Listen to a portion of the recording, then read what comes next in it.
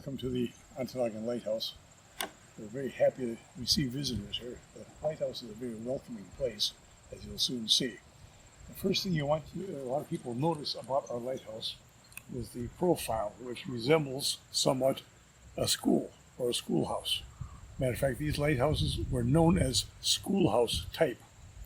They were really designed for the bachelor single lighthouse keeper. They only had one sleeping room in them. This particular lighthouse happens to be the prototype, or the first one of these schoolhouse lighthouses that was built on Lake Superior. If you will notice the tower, the bricks change color as you get halfway up. That's because the builders of this lighthouse didn't know how many bricks it was going to take to build it. Now, this building is constructed on Milwaukee Cream City brick. They got that far, they ran out. So they had to hire order another firing of bricks from the Cream City brick works near Milwaukee, Wisconsin. When they came, of course, it didn't quite match. If you get if you're knitting and you don't get the same dye lot, your project isn't going to match. And the same thing with this lighthouse. If you don't get the same firing of bricks, they're not necessarily going to be the same. But it was hardly going to be necessary to tear the whole thing down to start over, so they just continued right on up.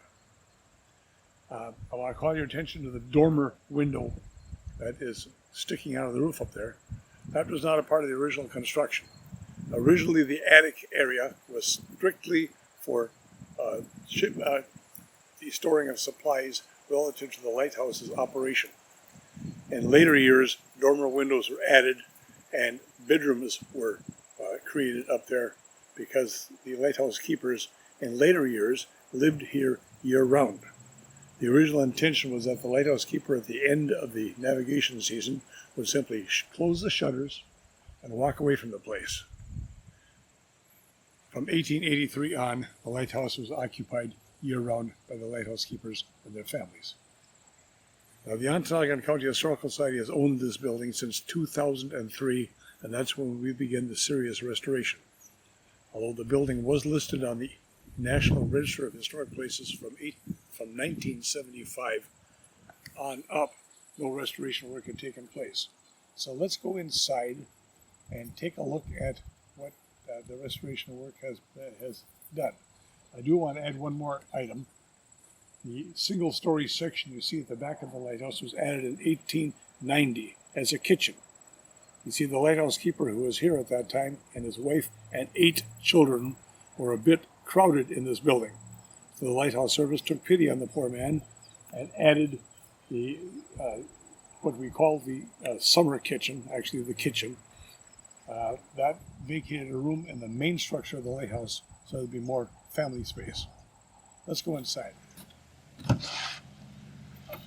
When you enter this lighthouse, you're leaving the current calendar year and going back at least 100 years to the year 1916, the year that we have been working on to best represent what this lighthouse looked like. In 1916, 100 years ago, as this was being shot, this lighthouse was only 50 years old. So you're going to be walking into a 50-year-old building. This is the year 1916, and we'll walk into the kitchen. This was once a week ritual. The heart of any lighthouse keeper's family was the family kitchen where the food was prepared. Here we have the kitchen range, which was in the lighthouse when we acquired it. It fires on coal, wood first, then coal to get baking temperatures. We have warming ovens, baking ovens, hot water reservoirs over here, and of course the weekly ritual of clothes ironing. The irons are heated on the stove itself. Iron comes off the stove. Make sure it's hot. Do your clothes ironing. Oh, the iron is cooled off. What about that? We set this down, attach it to the other iron, and we're ready to keep on working. Keeps the little woman busy all day that way so she's not wasting time. Over here is the food preparation center. We have the flour sifter right here.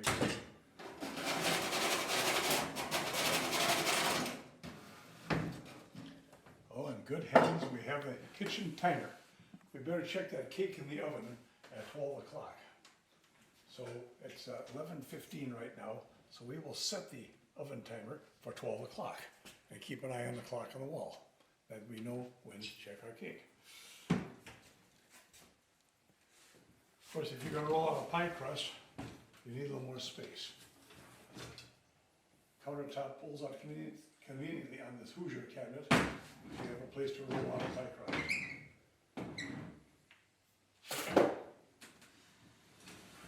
Once the pies are out of the oven, of course, we have this convenient pie chest right here.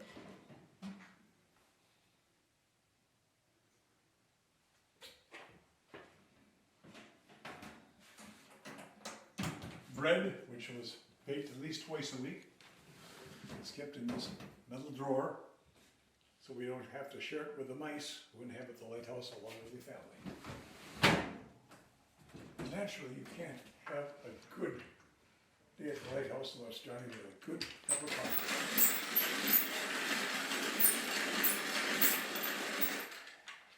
A nice coarse grind. Now this is boiling coffee. We water to boil on the stove. Whoop, we don't want to leave this on that hot stove, do we? Bring the water to boil, put in the coffee, give it about 3 minutes to boil, set the pot aside, and as soon as it stops boiling and just begins to steep, if it can be spared, crack an egg and drop it into the pot. That helps the coffee grounds to settle. It gives you a little extra protein with your morning coffee.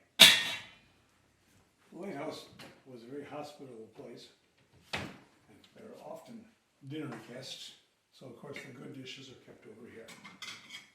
Now these are not the everyday eating dishes, you understand, these are the good dishes. Along with the good silverware, which is stored in this little chest.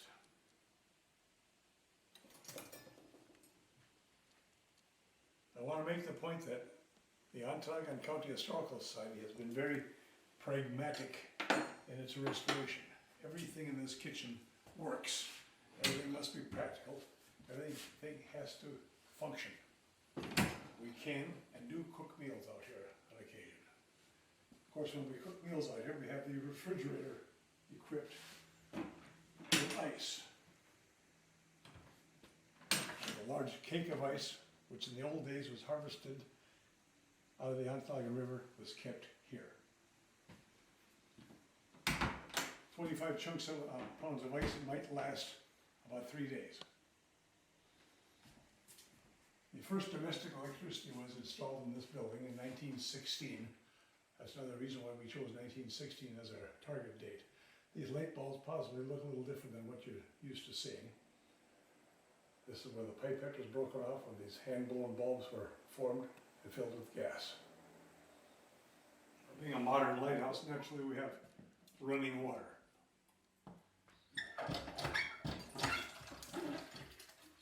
The water comes right out of Lake Superior.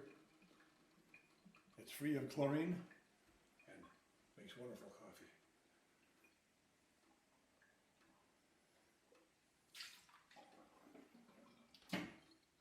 Saturday, of course, is bath day. We keep the bathtub conveniently stored right here behind the kitchen range, because if the range is warm, so is the bathtub.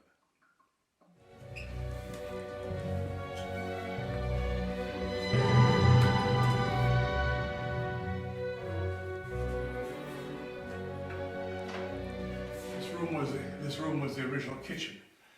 Over here, if I may call your attention to this door. This is the pantry door. This is very typical of the way they built doors back at that time. Notice the door has got 5 panels. As we walk through the building, if you see a door that is not a 5-panel design, it's not original. It was something that was added later on. This is the pantry. The original kitchen stove stood over here in this corner where we now have a parlor heater. And the original kitchen sink was located over here in the corner where we have the rocking chair. At one time, the water was all supplied by water harvested off the roof through a very elaborate downspout system. There's a little bit of other history in this room as well. For example, up here on the wall is a photograph of the Quick Step, a three-masted schooner which was the last sailing vessel to enter the Ontonagon harbor. That picture was taken about right here at the lighthouse as it passed by on its way into the village.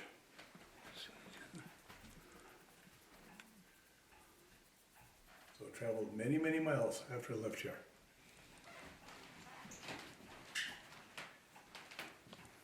This palladium glass cabinet was a part of the original lighthouse decor. This is probably where the lighthouse keeper would have kept his journals and his ledgers that he, and all of the record books he was required to keep track of. There was no provision for an office, so the lighthouse keeper did all of his work right here at this table. In later years, office space in this building did become available, and so then the cabinet over here just became a knick-knack shelf for Mrs. Corrigan's collection of antique teacups.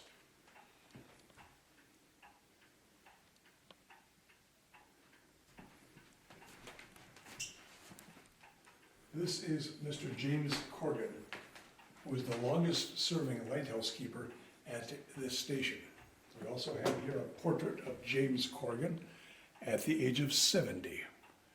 This is James as he looked the year he retired in 1919.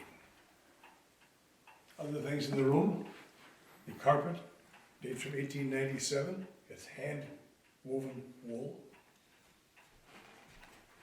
The Gilbert Occidental clock dating from 1883. A camera that exhibits the highest technology of the day. In 1913, Kodak came out with the autographic Kodak. And this is a genuine autographic Kodak, complete with the metal stylus for labeling pictures. Let's go into the keeper's bedroom.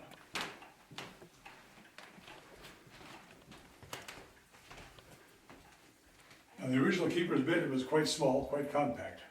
It's located right here on the corner of the building, so the keeper could keep track of the weather and the comings and goings of ships even at night in the harbor. The first lighthouse keeper to work in this building was Mr. Thomas Stripe. This is the only known photograph that exists of Mr. Stripe. You will notice that Mr. Stripe is physically handicapped. He is missing his right arm.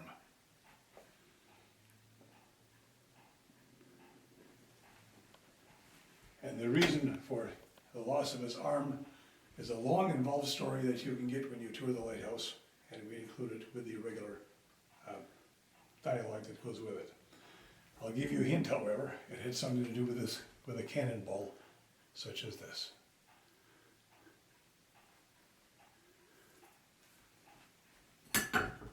Now, of course, this room only has a single bed in it, as you can see. And of course, Mr. Stripe and his wife share this room. But we're being very practical about things. We have to walk people through this room, so if we put a full double bed in here, we'd have a hard time even passing through the room. But everything in the room is ready for Mr. Stripe to come back. His wash basin, lamps on the wall. His dresser has all of the linens that are necessary to change the bed around. And down alongside of the bed, the all-important chamber pot.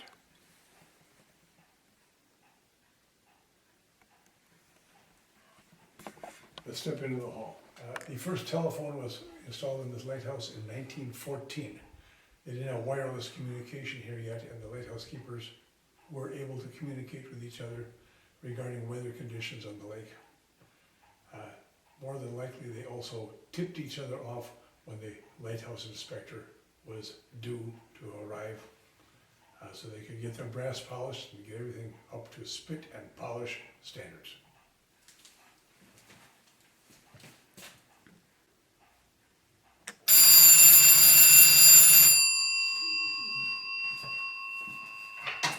Ontonagon Light Station. Oh yes, you say, a storm coming, you say? All right, we'll get the storm flags out right away till we're in the fishing fleet. Thank you very much. We have a lot of artifacts in here that dealt with the operation of the lighthouse.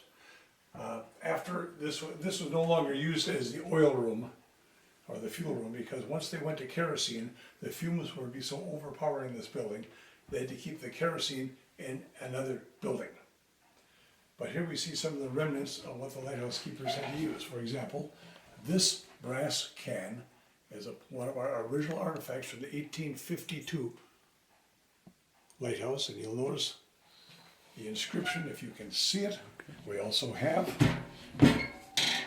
a few of the original linen wicks that were used. They're round wicks that were put in the lamps.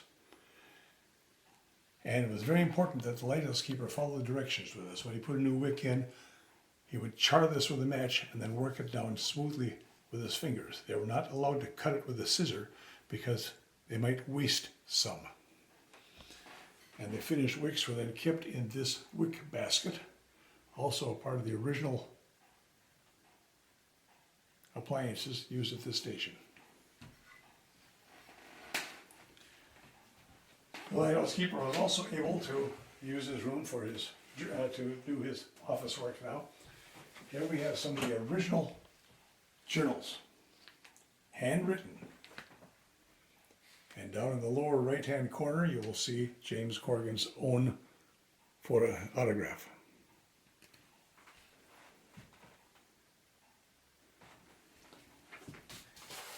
And of course, very important to all lighthouse operations is this tool. This is the fog signal. This is the foghorn. It's a hand-powered fog signal that was put into operation when ships could not see their way into the harbor at night due to fog. If you can imagine driving in a fog with the high beams of your automobile on, you can understand how difficult it is to see your way in a fog. Well, with the pier head light lit, the ships coming into this harbor couldn't find the harbor entry. So they would sound their whistle and stand off the end of the pier and wait for the lighthouse keeper to carry this thing out to the end of the pier. Not the handiest little device to have. And then from out there, you could sound the signal. And the handle is pumped. Two reciprocating bellows inflate a spring-loaded air chamber. And the air is forced up through a brass pipe into a reed. And the sound comes out of this horn. This authentic and original fog signal from this lighthouse still functions quite well.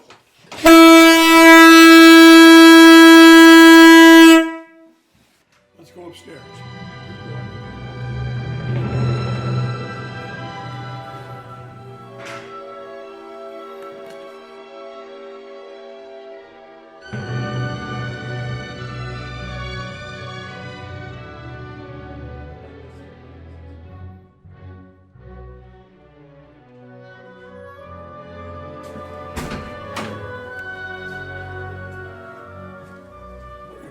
Bedrooms.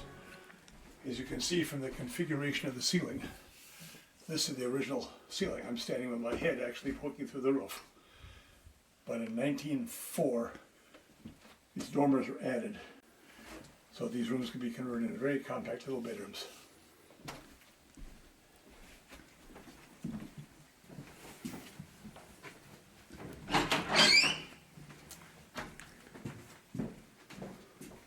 That door was farther from the source of light, the tower. The designers of the lighthouse had added this little window here. It's called a borrowed light window. So if Mr. Keeper had to come in here to find a bucket of tar or a coil of rope, he could borrow light from the tower to find what he's looking for.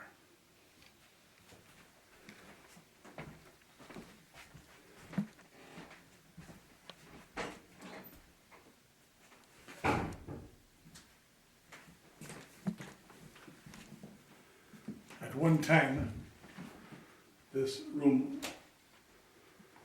had space in it for bunking 6 boys. But in later years, after they grew up and left, the second Mrs. Corrigan and James turned this into the master bedroom. Everything you need here to start your day. Bearskin rug, place to wash up in the morning, the chamber pot that you'd use at night, and over here is a very interesting little contrivance. You'll always see pictures of James showing being very clean shaven, except for the mustache. Of course, he would use this instrument to prepare himself for the day. This little receptacle here is interesting. This is not a soap dish. This is where ladies, fine ladies, kept their hair. If they had their hair cut short, the hairdresser would edge it for them. And when they wanted to look glamorous, when they were going to the theater or to a party, they'd pin it back on. Nothing unusual about hair extensions. Josie was something of an artist. And this is one of her actual oil paintings. Two little mice eating their way through a loaf of bread, possibly in the Lighthouse kitchen. She did sewing. Besides painting. And here on the wall are the pictures of her own two sons. They, of course, were born in James's second marriage. Josie was wife number 2.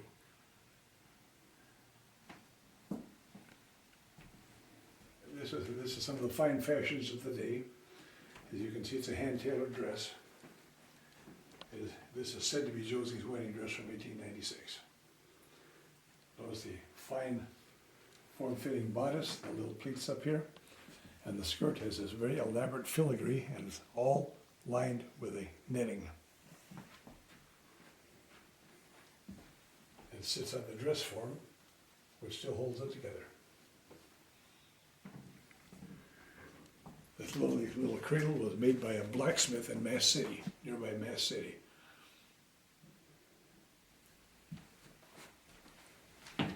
Want to read in bed at night? You can pump the pneumatic lamp right here. Operated pretty much the same as Coleman lanterns today, or on the equivalent of what would be today's unleaded gasoline. Let's go upstairs.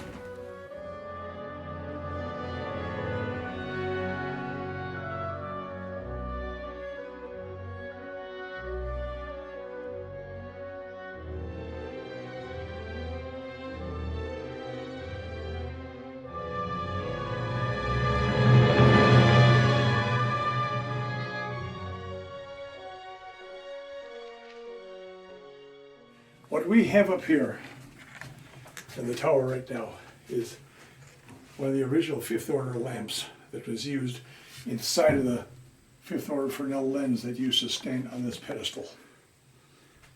From this point, the light could be seen for 12 miles out into the water on a clear day. This is the heart of the lighthouse. This is the lantern. You see these curtains hanging on the windows would be put over these hooks all the way around to shut out all of the daylight so that the light shining back through the windows did not reflect into the Fresnel lens, which could act like a magnifying glass and create a great deal of heat up here, and will also cause the decomposition of the grouting that held the prisms in place. These are the air intakes, which can be adjusted depending on wind conditions to provide combustion air for the beacon. And of course, the exhaust from the lamp, or from the light, went out through the roof into a finial on the roof, which was vented to allow the smoke to pass out. Let's go on in the gallery. The old Indian legend is that a giant porcupine walking along the beach reached up to take a drink out of Lake of the Clouds. It is frozen for all time in that profile. The Lake of the Clouds, one of our greatest tourist attractions in Ontonagon County, is located right in that notch. The cedar shake roof, copper flashing, and we're especially proud of our chimney. The upper level of that chimney, the smoke box, was open at the ends so that the smoke would rise and pass out each side. with a smoke box that prevented downdrafting, so you never got anything blowing back into the lighthouse. However, in 1914, the lighthouse service decided to add the 3 terracotta stacks you see on the top of the chimney to improve the draft for central heating that they were going to install at that time. Unfortunately, it didn't do the job, so it was never done to any other lighthouse. This is the only lighthouse of this class that actually has those terracotta stacks.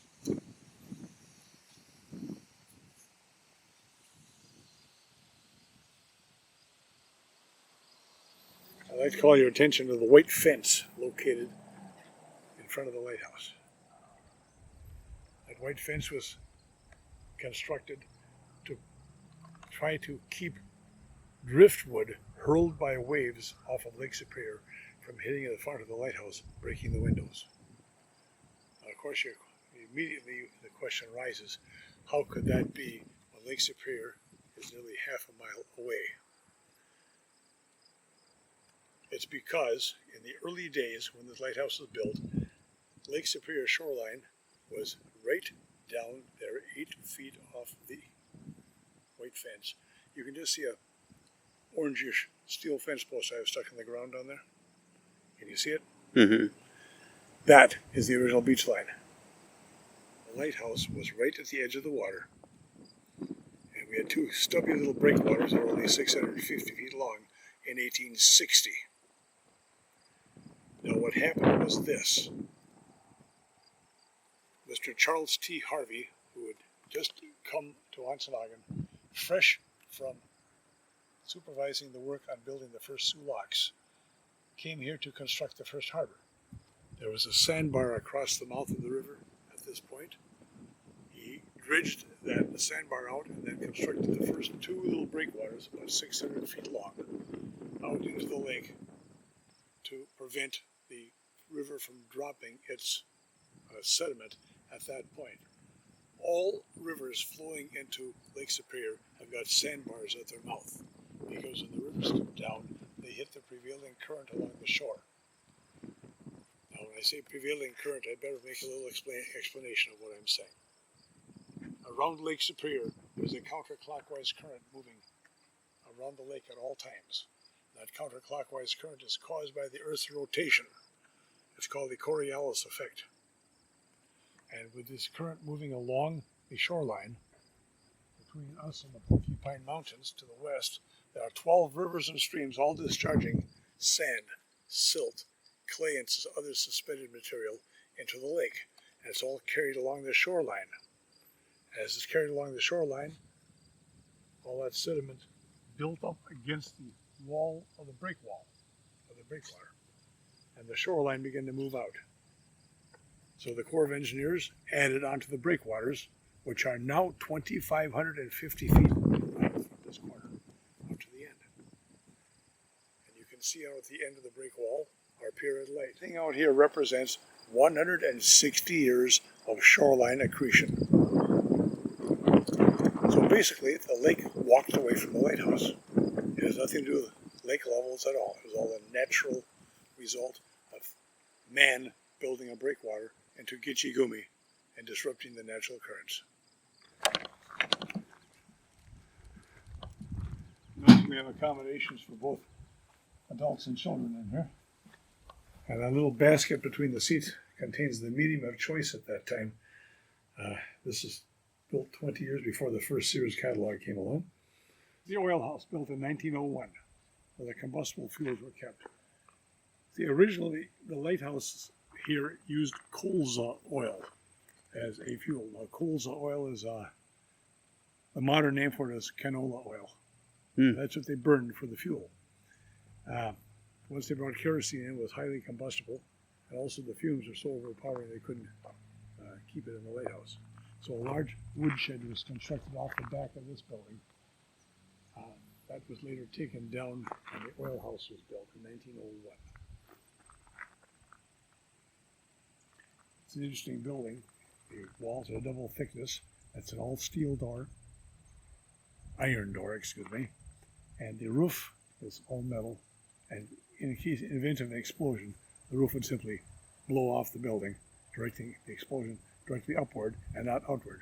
It's very much the same idea as some of the powerhouses you saw in the old copper mines.